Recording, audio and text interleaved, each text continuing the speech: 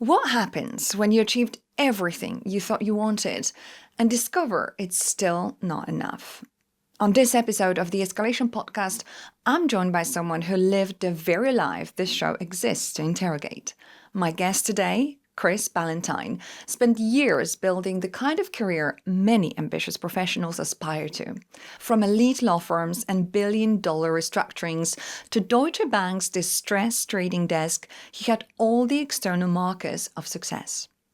But behind the promotions, deals, money, long hours, and the glamour of the city was a growing feeling that something wasn't quite right. He decided to resign and walked away from the life that many ambitious professionals spent decades trying to build. Nervous, uncertain, and without any guarantee that it would work.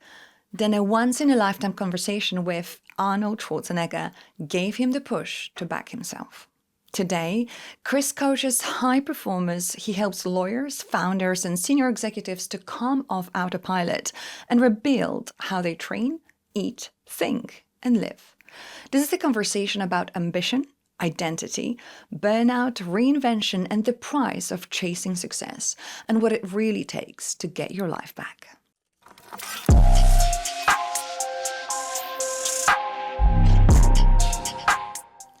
Chris. Hello. Hello. Welcome to the Escalation Podcast. I'm very happy to be here. Thank you for coming. It is my first time I'm sitting down actually on the podcast with a fellow former in-house investment banking lawyer and someone who's really been very intimate with the industry to the extent that you've known the grind for what it is. You've worked with the people industry. You sat on multiple different negotiations, conversations. You had the multi-billion-dollar restructuring deals, and it's been a huge part of your life, I'm assuming. And then at some point, you said to yourself, or maybe it was an accumulation of moments when you decided that it was it. Yeah. I'm done. Yeah. How did that decision come to you? What happened? Yeah, so turning point. It was more, and I would say it's more an accumulation of things which happened, but then there was probably three big things, I would say. Number one was I've been training since I was 13 years old with weights in the garage and Wow, okay. I saw my granddad was a big inspiration for me. He was super strong. He was a miner in the past. In his past, he was he could do push-ups with me on his back. I've always been into fitness, athletics, and I started that journey really young. But that journey, it really went on. I was 32 when I left, or when I decided to leave. And that had involved many, many ups and downs. I'd made so many mistakes. Yeah. I'd fallen for so many scams, fads, everything, name it.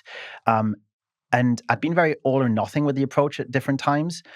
And I won't go into the full detail of that journey, but the point is there's lots of mistakes made. I eventually, 10 years into that process, worked with a coach myself, started investing in myself. Okay. And started basically, slowly, I figured it out.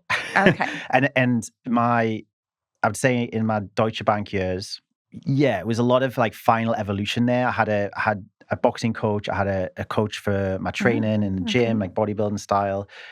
And things just came together. And so what people think is that I burnt out or oh, you tapped out or oh, you had enough. This is and I guess I did in some ways, but actually I felt better than ever. So the way I describe it is more it wasn't a case of me snapping and being well, I've had enough. It was a more case I actually gained clarity because of what I'd been doing with my physical health, working on myself, start prioritizing my sleep, I reduced drinking. All these things were coming together and it basically gave me this sense of clarity. And I was that's point one. Combined with walking through the trading floor at Deutsche Bank every day. Yes. I don't want to single out DB and say, oh, DB. No. But it's walking through the trading floor, it's thousands of people, right? Sure.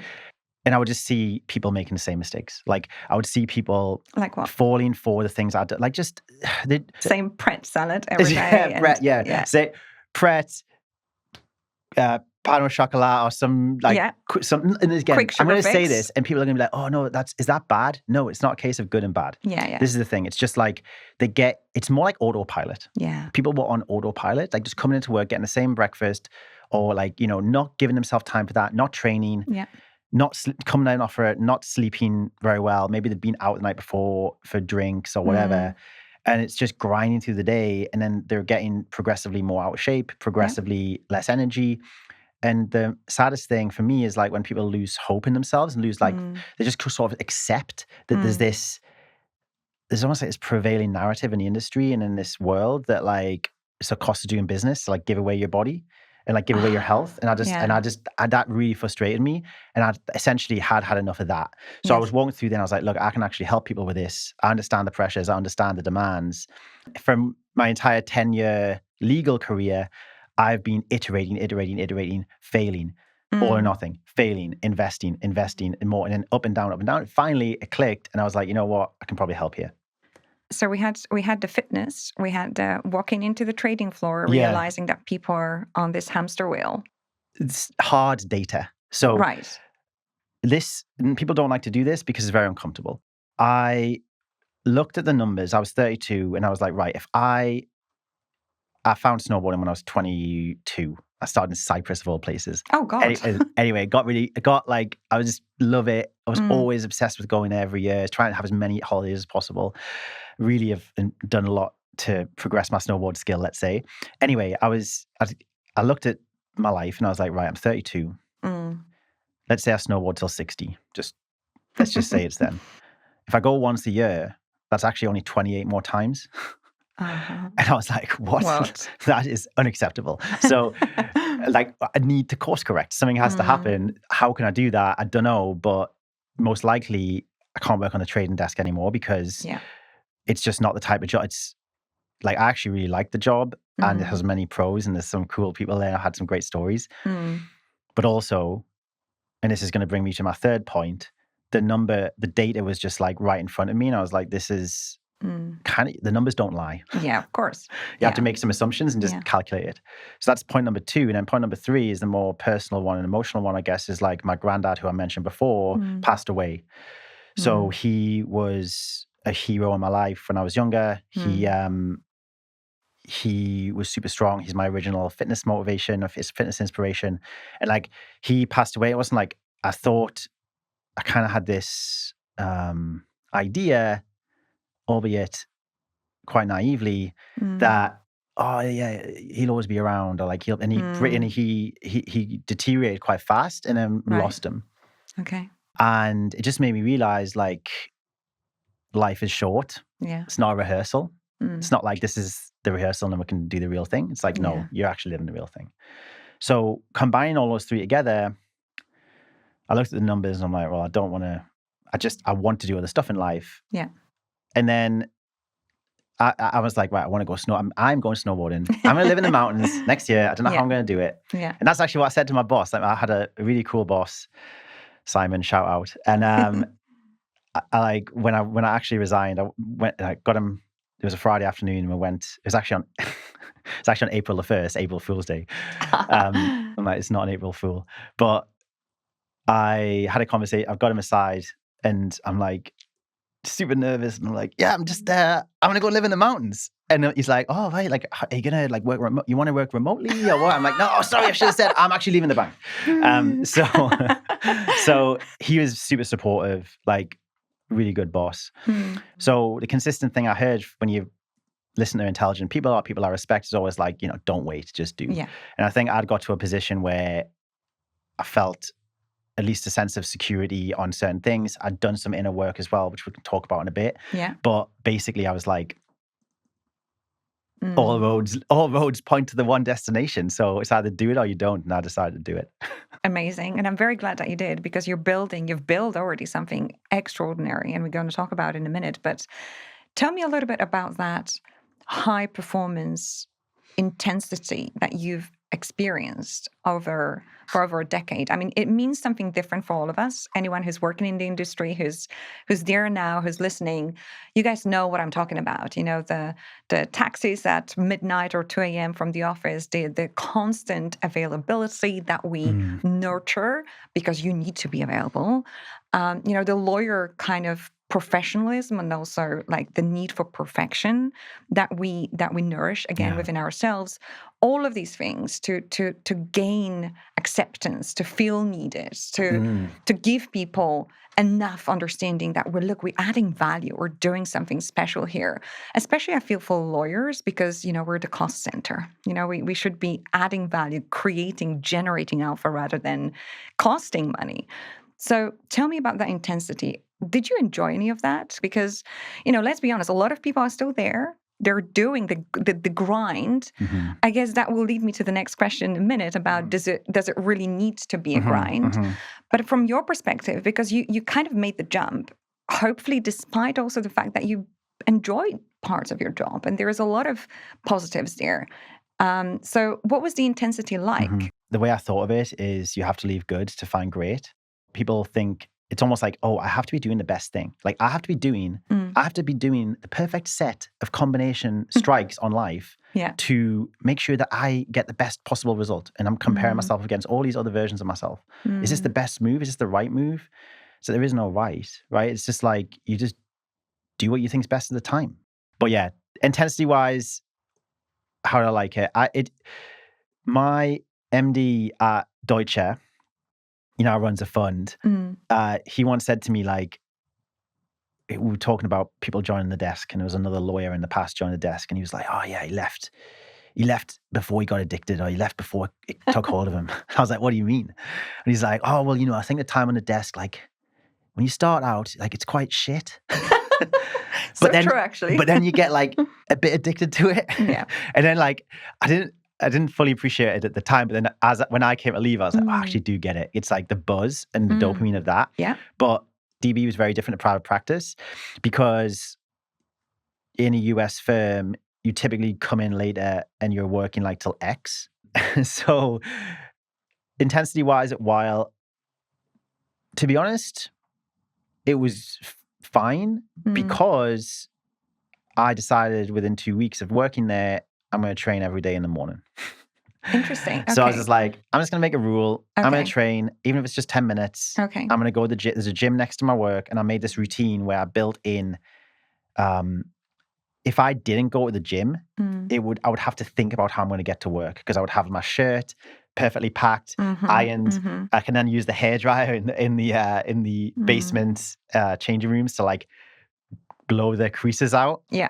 I would shower at the gym, and then I would go to work. And I had it all planned out. It was all mapped out. And point is, I'd strategically refined the logistics to make it that I always trained in the morning. And that, I believe, created a force field of my energy and so I never felt this is robbing me of health or anything like that, because I already trained and I was already eating healthy. So I was already like doing these things because I was reviewing them as a preservation of me. And I really was always had that boundary. And that's what I tried to help other people with, even at the time. People used to come to me and ask for advice then when I was a lawyer. Yeah, exactly. So I think to sum up the intensity, while, it was intense, it was crazy periods, but I never let that interfere with my training. I always, even if I was just 10 minutes, I would still do it. There are two takeaways from me on that, and correct me if I misunderstood, but I think if you are, I don't know who I'm paraphrasing here, greater than your environment, and you create non-negotiable and almost like a preset, I don't want to call it a schedule, but because people would find it probably quite boring, or a routine. Everyone's got a routine. But I find the same thing. If I don't go to the gym, apparently your brain's got about like 6-7 seconds to talk you out of the decision that you've already made. If I don't make a move, it's literally a physical movement towards grabbing my, gym stuff and leaving the house. It's not going to happen, right? Yeah. So you need to have, you need to be set up. Absolutely. Yes, I call it the mental battle arena. That's what, like, it's basically, I literally visualize like a courtroom in the mind. And it's like, if you start negotiating with yourself, you're already like your time is limited. Like you're going to lose the battle if you play for time. So you might be lying in bed, alarm goes off. You're like, oh, I said I'd go to the gym today. You're now in the mental battle arena. Because you're like, oh, maybe I won't go. It's like there's ways you can shortcut that. So number one is definitely reducing the friction. So you don't have to think about how you're going to do it. To my point, it was actually even the other way around, where if I didn't go gym, I would have to think, oh, well, how am I going to do that? Because I normally cycle, I normally do this, normally that. Beautiful. And it's like, actually, that's the added incentive. So that's a really good tactical pro move. The other point is this is true even in business, is like, you make decisions as the person you want to become. If I want to be someone fit, resilient, who shows up no matter what would that person do right now? Yeah. Oh, they'd obviously go. Okay, that's your precedent to go and present to the judge in the mental battle arena to like win over. And it's basically like a summary judgment. It's like, okay, you're going. We're not entertaining the negotiation. It's over. And I think that that's a very good tip. But you're right. It's like the habits, having that routine. If I wanted to use another phrase, I would say like you essentially have to like continually defy your circumstances. So if you get an email which is like a fire drill or something like that, it doesn't just automatically mean you're not going to go and train and do your thing. Well, like look at the time. What time do you need to be there? Well, maybe you can do 10 minutes. Maybe you can do 15. I would do one set of squats. I would literally go in the gym, load up the squat bar just to a weight that was all right, and just do to like as many as I could. Yeah. And then in 10 minutes, I'm out of the gym. But most people don't do that because I think it feels pointless, or it feels like a failure. Yeah. And then like that goes into the all or nothing prevalence that lawyers have, or the prevailing winds in the legal world are for this perfectionism and are for this like all or nothing approach. And actually, it's a fear of failure because it's like you've defined in your defined terms of failure. It's like anything under an hour, whatever. Like, if it's not a full hour workout with everything ticked off, it's not a success. Doesn't count. And this is like the opposite. It's stacking messy action continuously. And like, if you're willing to do that, then you're going to get the results, provided you have a process, provided all the boxes are ticked, of course. But that is a mindset that I've learned along the way. It's like, even if there's something going on, that doesn't automatically mean that train's off the table. Almost like push your luck, like in a sense, like it's not really pushing your luck because but it might feel like it at the time. When you're in that position, you might feel, oh, if I don't respond immediately, someone's going to be pissed off with me, or someone's going to make a comment.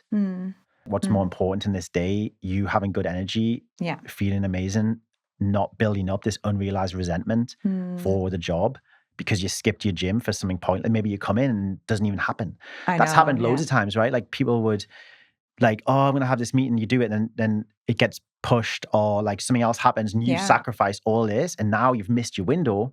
You have to be strategic. I totally understand, and I agree. I think in our industry especially, this fake urgency is something that is rarely addressed, but it's such a real thing. Like, we really need to define what's urgent sometimes. Like, people would go a long way to accommodate, especially lawyers, to like, we feel, especially those who care, because I think we talked about it before. Not every high performer is actually high performing, if you know what I mean. They're, not to be rude, 100%. But I don't think, everyone is really, going totally the extra mile. It depends on like, it's funny, like this high performance definition, it's not intelligence. Exactly. It's how you're showing up for yourself. Exactly. So if you are super intelligent, super smart, amazing, you know everything about law, great. But if you're like neglecting yourself, you're sleep deprived, you've got low energy, maybe you're out of shape, maybe you're overweight, maybe like I genuinely know people and they don't want to look in the mirror, right? They don't want to do that. It's like,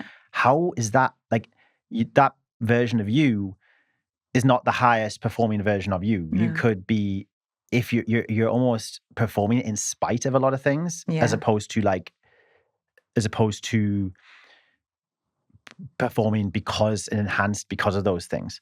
And today, obviously, you work with people who used to sit next to you, who you sat beside for so many different, alterations of your career in different places. And you work with lawyers and executives. I'm assuming there's a bunch of people who you're really helping to establish, the value of health, mental health, physical health in our industry that is very demanding on both mental and physical body.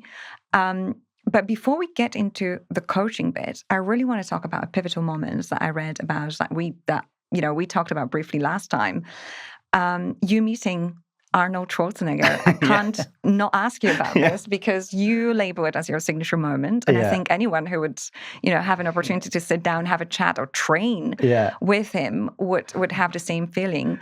What happened? How did that come about? So is that kind of pivoted you into coaching? You talk about energy there. Yeah.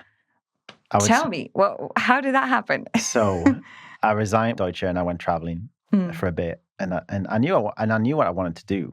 I knew I wanted to help people with this stuff, but I didn't actually tell anyone. Like, oh, okay. I was actually very nervous telling them. I was like, what's people on LinkedIn going to think? What are people going to think? What's these people going to think? Oh, what's the optics going to look like? All this like just chatter in your brain, massive waste of energy. Yeah. But also, that was how I was thinking at the time. It felt dangerous. It felt unsafe. Because I was like, am I doing something crazy here? Like, am I leaving? People are going to, I was just basically putting a lot of stock in what everyone else would think, and I didn't realize it. Anyway, I was scared, like in short.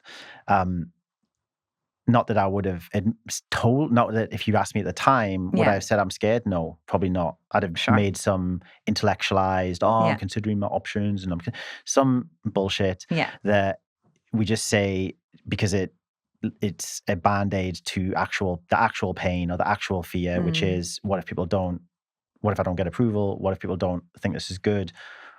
etc. And that's taken me a long time to realize that sort of stuff. So I'm looking back at that with like this lens of hindsight of what I was actually going through. But at the time I didn't realize that. So anyway, back to then. I was in Mexico. I was like learning to free dive over there. It was awesome, but I got sick and then I got food poisoning and I was just miserable. And I was like, oh my God, you know what? I'm going to go to the States. I've got a really good friend of mine, Winston, in San Francisco. He worked at Meta at the time and he had an apartment there. And I was like, Winston, I'm coming to see you. He's like, oh, awesome. I was in really good shape at the time. I'd been training really hard. I went to Mexico. I was completely dehydrated. I'd been sick for multiple days, horrible food poisoning. Anyway, went to San Francisco and I was like feeling, right, I'm so close to Los Angeles. I'm going to go Gold's Gym. I'm going to go to Venice because I think I'll meet Arnie. I've loved Arnie as a teenager. I was always watching, in addition to my granddad being the workout inspo, is also Arnie, like always watching his movies as a teenager, as a kid, etc. Terminator is one of my favorite movies.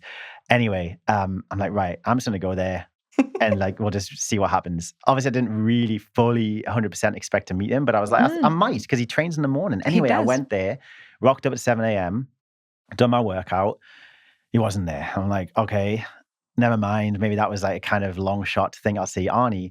So I went outside to finish the workout. There's an outdoor area in Gold's Gym in Venice. And I went to get on the pull down machine. And just as there was a guy getting off it, I turned around, bumped Arnold just face to face with me. Wow. And I was like, I think I reverted to my native Geordie. I was like, all right. And then like, I don't know, I think I asked him like, have you got many, I don't know, I said something like, have you got many sets left or something? And then I started working on it. And he was just working out next to me, having conversations with people. Amazing. And then he went to leave. And I was like, after about half an hour, I was training there for about 20 minutes, half an hour. He went to leave. I was like, I can't let him leave and not say anything. What the hell? This is like totally dream moment. So he has this special entrance he comes in and out of. It's like his Arnie entrance. Like no one else can use that one. So he was going around and I was like, all right. I sort of walked fast around, got to the desk. He was going out on his bike and I was like, oh, hey, Arnie. I just said Arnie. I said, hey, Arnold. Yeah. Just want to say thanks for being a huge inspiration. Like I read your autobiography when I was a teenager and the bit about turning your accent from a weakness to a strength really resonated with me and it really stuck and really helped me. And he was nodding, he was like smiling. And then this girl came along and tried to take a selfie with him and he got really flustered. Right. And he looked at me and then he just sort of left because people were like crowding around and stuff. And I was part of me was like, oh, just put my heart on the line for Arnie. And he just like totally didn't answer me. And I was like, oh, he's a busy guy. Like he's the most famous person in the world, basically, or one of them. And I've got a 2-day pass. I'm going to come back tomorrow anyway. I went back the next day and I'm working out outside. And I'm like, I wonder if he'll come back today. And it was a bit later than the previous day. I'm like, oh, maybe not. Anyway, he's back, like his catchphrase. and then he came in, cleaned his hands with just after COVID, it was all still big on that. Anyway, he was doing that. Then he he came in, looked at me, made eye contact, walked straight over to me. I was on the chest fly at the outside in Gold's Gym. And he's like, do you mind if I work in with you? And I was like, Wow. Oh, no, I'm busy. No, I was like, no. I was like, yeah, of course. Yeah, absolutely. Awesome. Oh my God. My energy was just, I was buzzing. I was like super, I couldn't believe what was going on. Anyway, we started talking. He's like, so whereabouts you from?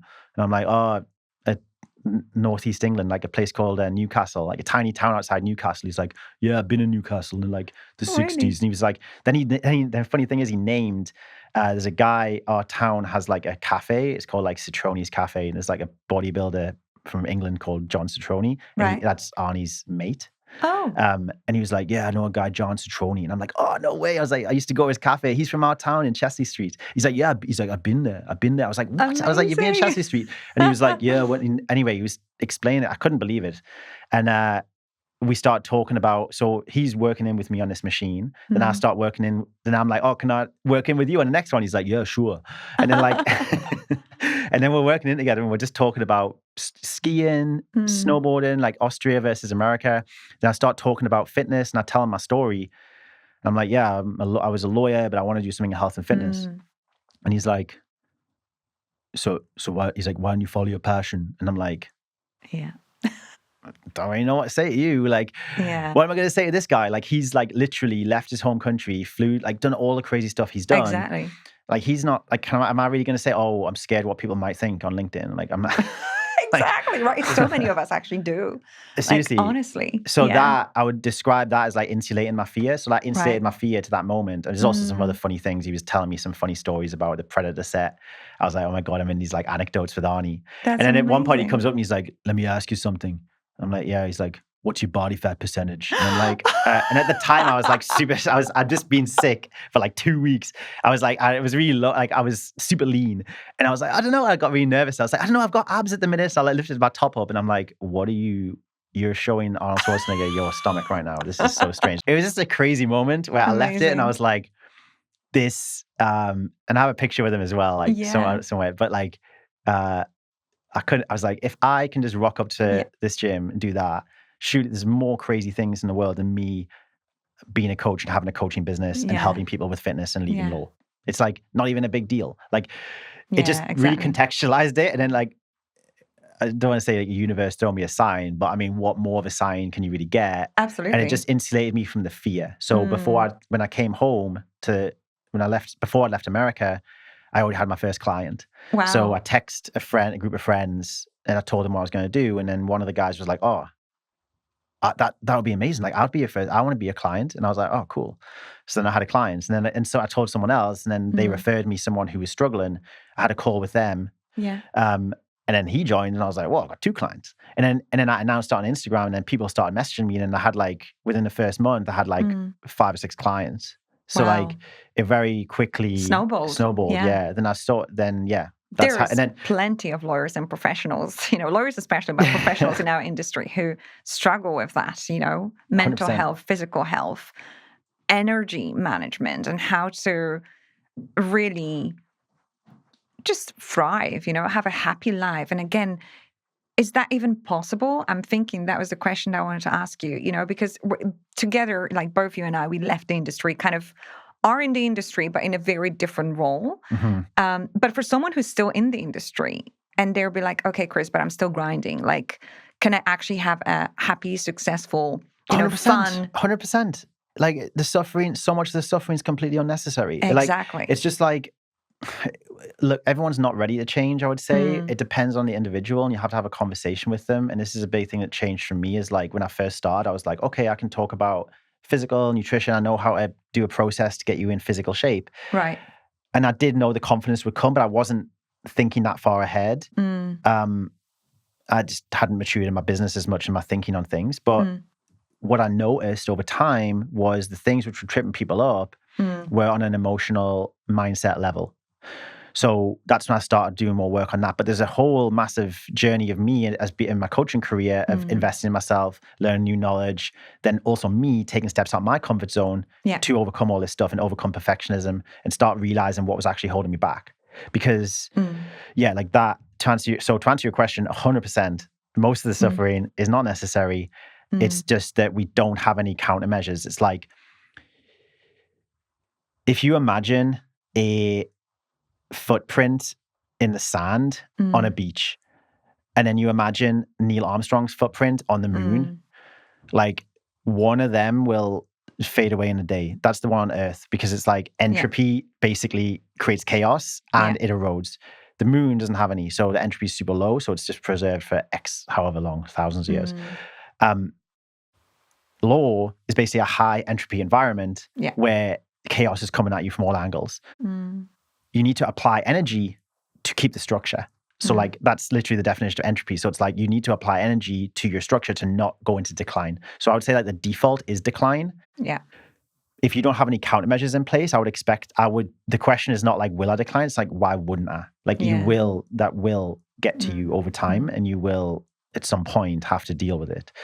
But if you put the countermeasures in place, you can really thrive in ways that most people can't actually imagine because they've never done it.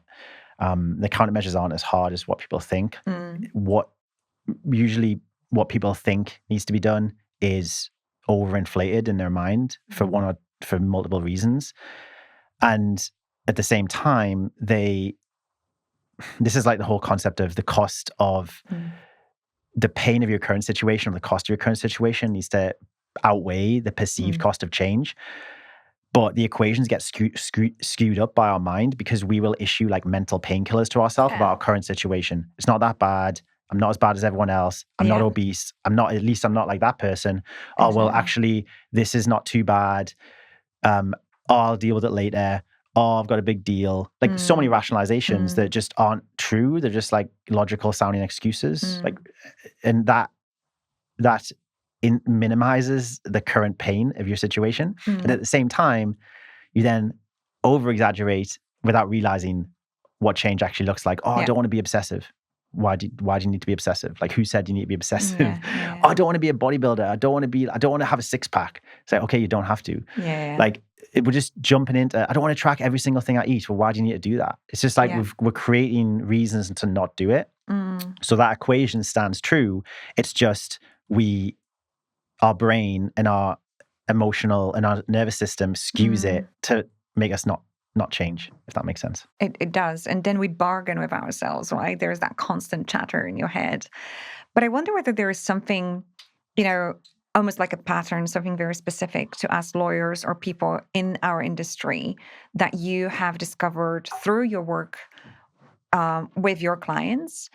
I mean, specific behaviors or perhaps solutions that you can offer through your coaching that work very well or are bespoke to our industry. Because I don't want to dismiss any other corporate environment, but I think in banking and finance especially, what we need and what we want sometimes in that space of fitness and, banking and finance environment can be two different things. Totally. Like, it took me time to realize this in even my own marketing and what I say to people, because for me, I get really carried away with like, I understand my level of awareness is now, because of the work I've been doing, is growing and growing and growing. Yeah. But obviously you're going to need to meet people where they're at.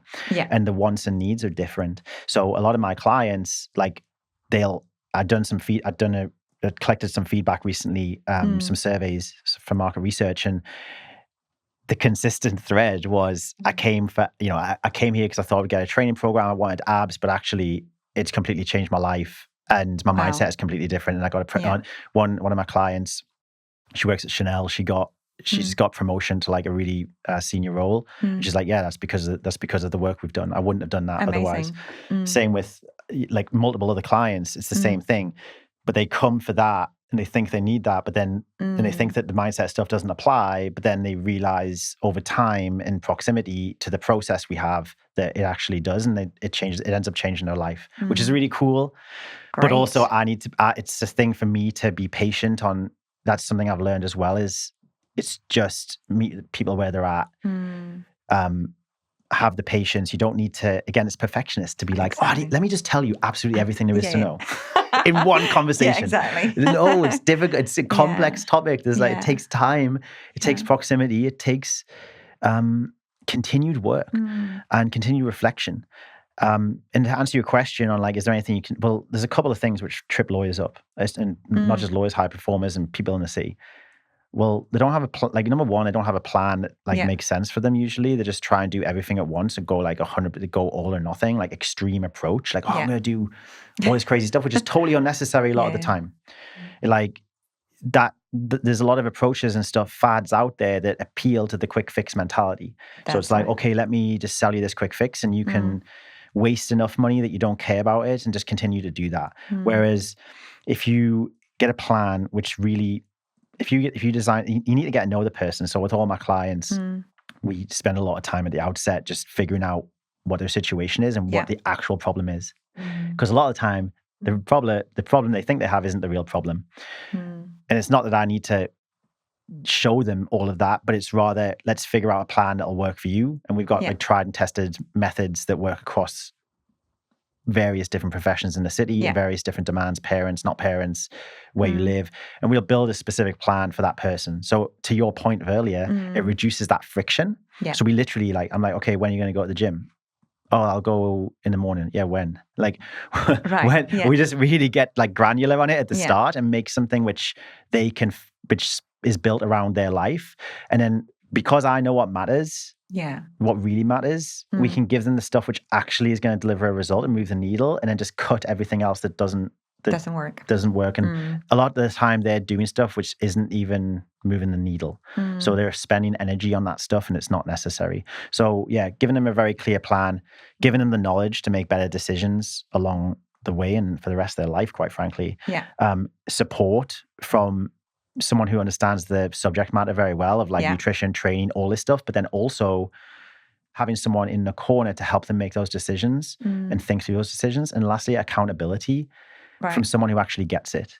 Because if you have accountability from someone like down the gym, like a PT, number one, they only train with you, you're paying for their time, and they might train with you 1 or 2 hours a week, but then they don't have oversight of the rest of the 166 hours in the week. And then number two, they don't actually get your job. So they might just make suggestions to you, which are like kind of like, oh yeah, bro, just sleep more. Or like, oh yeah, just do more workouts or whatever. I don't know. But a lot of clients come to me and they're like, I was like, this just didn't work in the past because they didn't really understand me. And then when you know someone doesn't understand you, you don't take them as seriously as you would. And you might just like pull back. They don't give you true accountability, basically. True. And also, I think, you said yourself, I think during our conversation previously, that it's a broken system. You offer something very different. And I can totally relate to that. I mean, I've been through multiple reiterations of with my fitness journey. I used to believe that if you don't leave the gym like drained in sweat, I've not had a workout. Whilst today is a completely different story. And everyone is different. So I guess the question I'm trying to ask here, what is different about your coaching proposal? But also, what about people who are allergic to the World Gym? And I met many of them in our industry. They feel intimidated. Even the gyms, because, we all know how your corporate world looks after you. You've got the gym in a building. Everything is there so that you spend as much time in the building as possible at your desk. Ideally, if you have to go to the gym, is like 2 floors down, fine. But, first part, how do we get over this, situation of I feel intimidated by the gym environment? And also, how does your training come in to really give them comfort that it's this combination of energy, purpose, mental health, and then physical? It's all combined, right? On the last thing you said about mental energy and all that stuff, you need to do physical first because... Right. Why? Because it's very difficult to have emotional breakthroughs when you're in a neglected body. True. Just like physiologically, you're not your best self.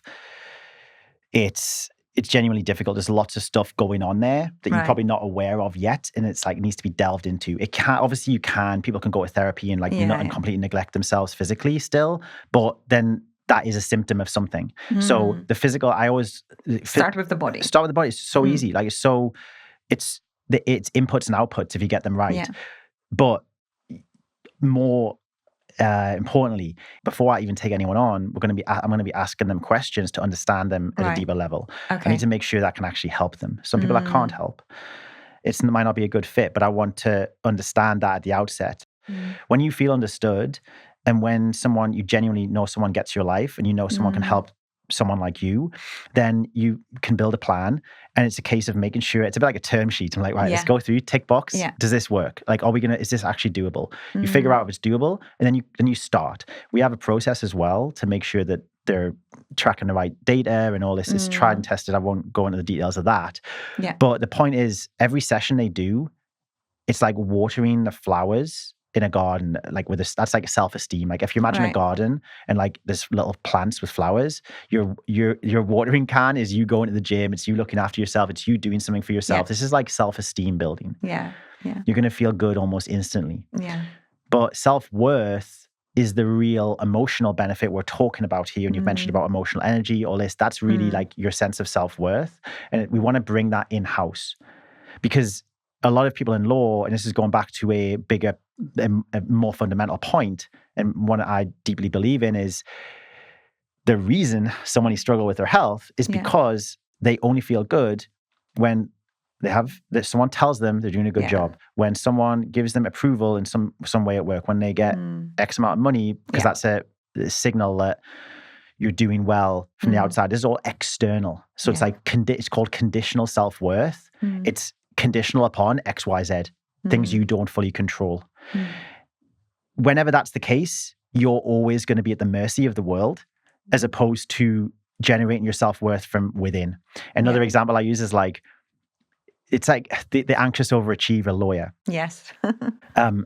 They're fueled on anxiety. What if I'm not enough? They're essentially getting repelled by a magnet, and the magnet is failure, and they're pushing away from failure, as opposed to stepping towards success and being pulled towards it. They're being repelled by failure and running away from that without realizing a lot of the time. Like, these people are struggling with health. They don't feel good energy. They're burnt out, like feeling burnt out with work. They're operating on a certain they have a certain operating system, which essentially needs to be upgraded. But it's very difficult to do that without physical change. Like physical change is the catalyst, and it essentially makes the ground fertile for that emotional change to happen, if that makes sense. Yeah, absolutely. It's really difficult to explain this to someone at the outset, so I actually don't. I'm just like, look, let's just do the workouts. We're going to get you in great you're going to feel better. You're going to be, and we take it from there. And they have these realizations as we go. Perfectionism is a form of conditional self-worth. If I had to explain it to a 12-year-old, I'd say, for you to feel good, you need to have you need for someone else to tell you you're doing good. Absolutely. It's the external validation we all feel in this industry. I think it's like driving a lot of decisions. The internal validation should be coming from you, not from the outside world. And I think in our industry, a lot of it is coming from other people.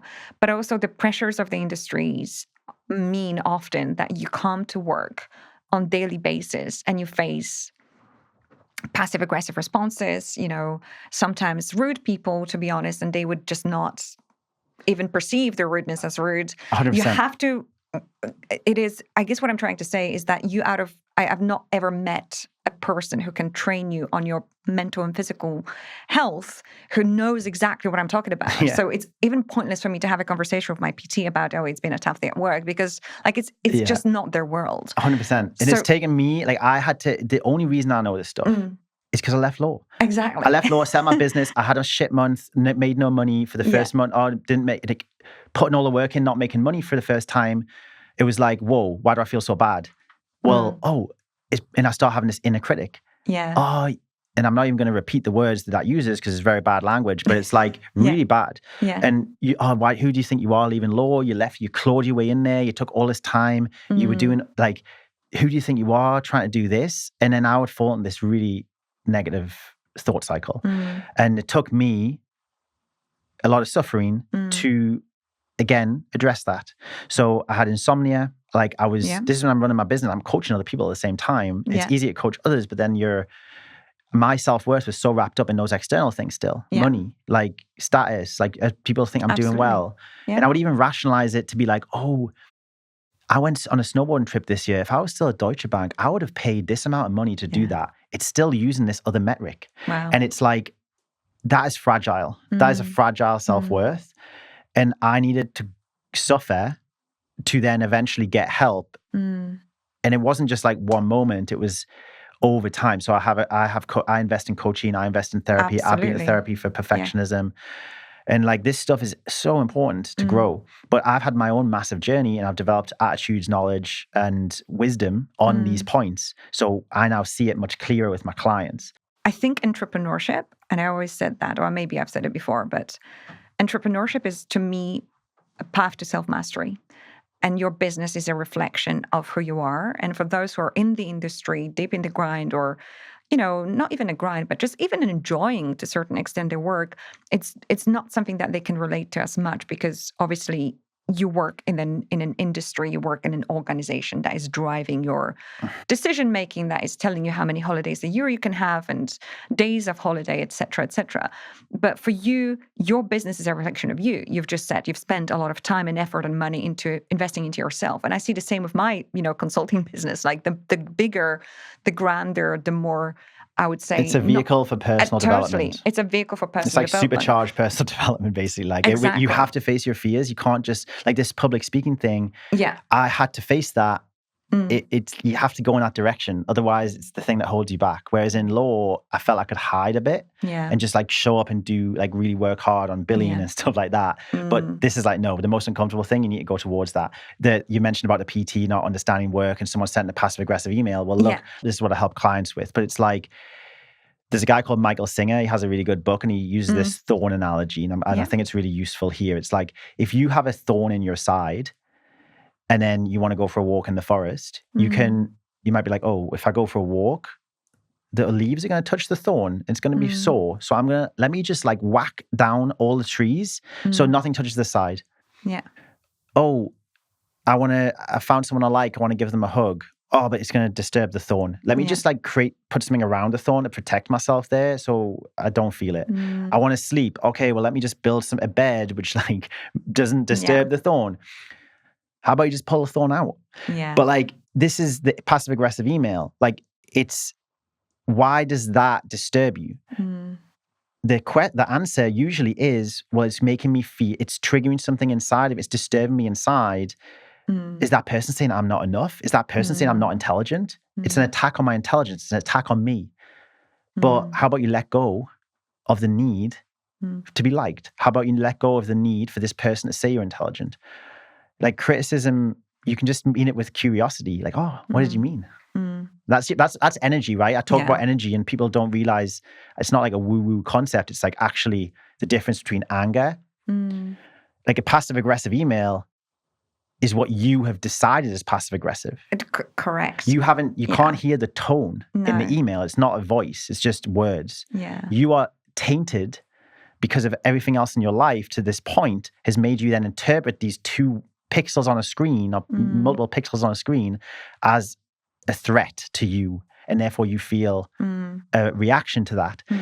The true self-mastery and on the emotional energy side is like, why is taking a moment and meeting that with hyper curiosity. But I think we're preconditioned in this industry to kind of see it from a certain perspective, and also the ability to detach yourself emotionally from the message is a skill, and we don't talk about it enough, especially now in banking and finance industry and law, which is a great segue to the question I ask every guest. It's the Escalation Podcast. I'm sure you've dealt with many typical escalations of people going behind your back or trying to get the result quicker. But when I talk about escalations, how does that resonate with you? What comes to mind, and what is the best tip, advice you can give to people in the industry now to deal with these moments of passive aggressive emails of bosses that are sometimes not as great as the ones that we had? I was very fortunate as well. How do we manage this? So I think the true management is not something you can just learn instantly. I think it has to come from looking at it. It starts with physical. So looking after yourself, building your self-esteem, building your self-worth, having someone who can ask you the right questions and challenge you with no judgment. Very important, no judgment. And you can develop your psyche and your self-worth to not be disturbed by these things. Why does it disturb you? Like I say to clients, like, are you lucky? Is your firm lucky to have you, or are you lucky to be there? And if they're like, oh, I'm kind of lucky to be there, it's like, well, okay, you're trying to prove you don't fully believe you're there. They can't. It's same with celebrating wins. If people struggle to celebrate their win, it's almost like you're telling yourself you don't really deserve it. Yeah. But like if you can develop self-worth, which is so robust and coming from internal, the way you show up, how kind you are to other people, and if you can develop the muscle in your mind to be able to meet those challenges and those emails with not angry, aggression or defensiveness, or jumping and acting from a lowest, like not your centered self, you can act with curiosity and just silence and let the silence be there. And like the true mastery is bringing the self-worth in-house. So those words just genuinely mean don't bother you as much. And that is, I believe, the true path forward, because so many people are just walking around angry, frustrated. An anxious person sees a scary world, let's say. Yeah. Like an angry person sees a frustrating world. Of course, yeah. And I think that if you can look after yourself, health, physical, mental, emotional, ask yourself difficult questions, dismantle the ego, piece by piece. That's difficult. What I'm saying here is very difficult to do. That's the list we're going to leave people with. I love that. But you just start with physical health. Yeah. Start with like building a routine, piece by piece. Find someone who can help you. Ideally, it might not be your superpower, but it might be someone else's. And that's the path to self-mastery. It's letting go. It's like letting go of those disturbances so the angry email doesn't bother you. Like, instead of trying to change the anger, like instead of trying, let me just change the world. Another way to reframe it is like, in order to be happy, I need this to go this way, this to go this way, this to go this way. If it doesn't go like that, you know what? I'm going to be pissed. So how about instead of that, we just be like, it doesn't matter what comes my way. I know I'm going to learn how to let go. I'm going to learn how to back myself and trust myself and believe myself. I'm going to let go of the need for I'm going to let go for approval. And that's the way it goes. When fitness meets mental health in our industry, I think we need to talk about these things a little bit more. And I encourage everyone who has not yet looked at Chris's business and what you do to take a look.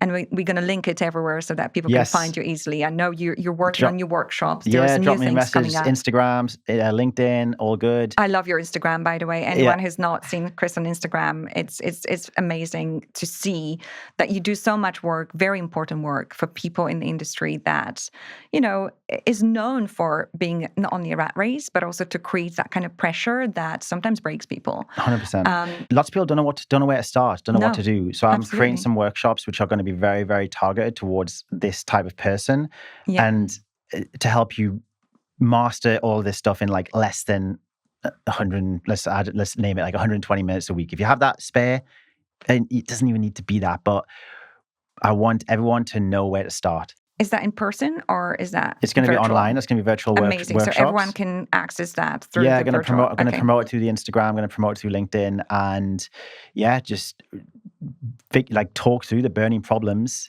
in this world and how to fix them. And just go through it. It's going to be like 60, 90 minutes long. But you can't really learn this stuff on like 60-second reels. No. It's like if you want to really master this stuff, it takes a bit more time. And if people want help with the implementation, that's what I'm here for. Great. Thank you so much. It's been a fantastic conversation. Definitely a second one needs to come at some point. I am going to be looking forward to seeing your business thrive. I think you've tapped into a niche that needs help and people that really need some understanding about awareness. And, we always feel like, I'm not quite ready for that change. But I feel like readiness is not a feeling, it's a decision. So when people are ready, you're never going to feel it. You just have to If you don't feel ready, that's like your invitation to start. Basically. Exactly. So I just wanted to say thank you for all your work in this space. It's very enlightening and I think very much needed. And I just cannot wait to see how this business blows up. We're going to definitely sit down again. Thank you, Chris. Thanks, Edda. Awesome. Cheers.